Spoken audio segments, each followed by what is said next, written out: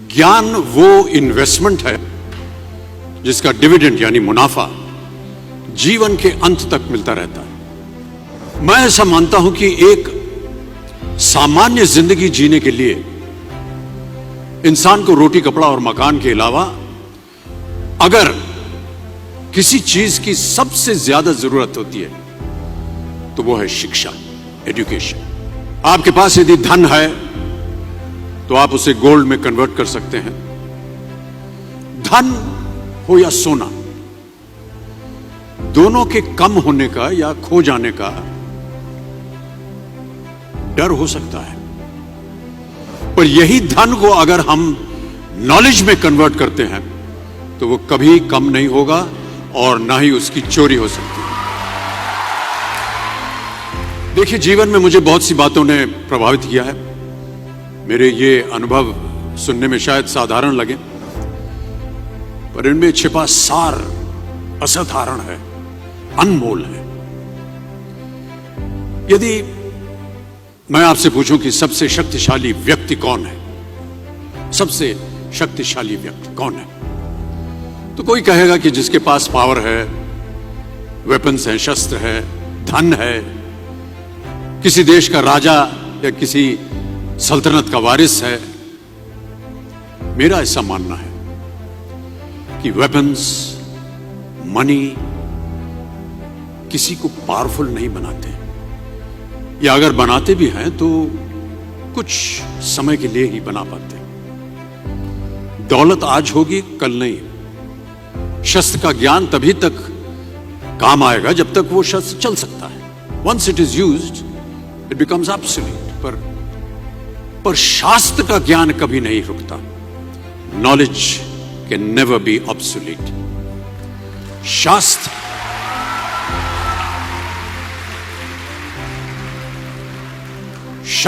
ज्ञान शस्त्र ज्ञान से ज्यादा असरदार, प्रभावशाली और शक्तिशाली होता है।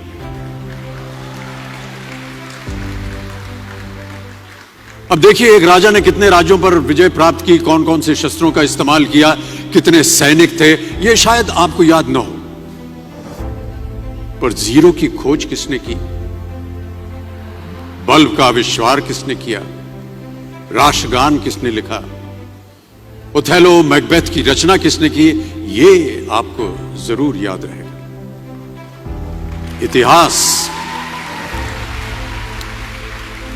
इतिहास गवाह है कि एक राजा अपनी शक्ति के बल पर केवल वहीं तक पूजा जाता है जहां तक उसका साम्राज्य फैला होता है।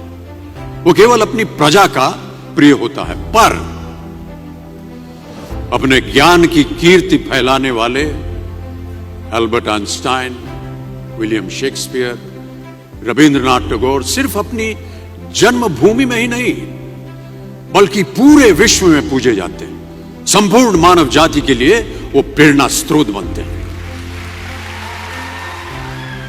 ज्ञान का धनी व्यक्ति हमेशा ही सम्मान और आदर योग्य होता है, क्योंकि ज्ञान वो कवच है, वो शील्ड है जो आपके जीवन में आने वाली कठिनाइयों से आपकी रक्षा करेगा।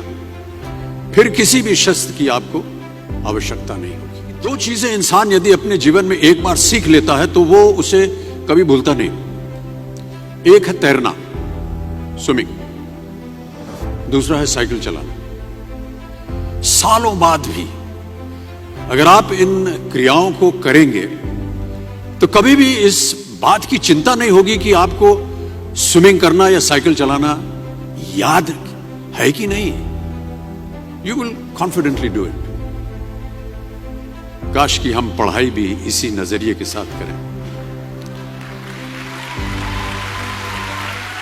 that when you will chase knowledge, numbers will always follow.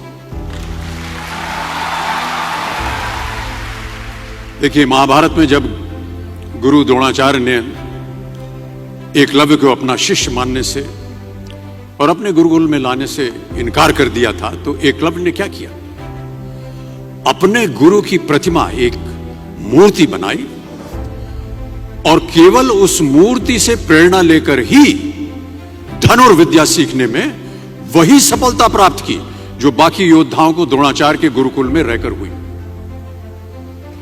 उस प्रतिमा के रूप में एकलव्य को हमेशा अपने गुरु के पास रहने का एहसास था।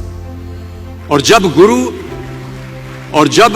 गुरु साथ में हो तो सफलता हासिल करने से आपको कोई भी नहीं रोक सकता है।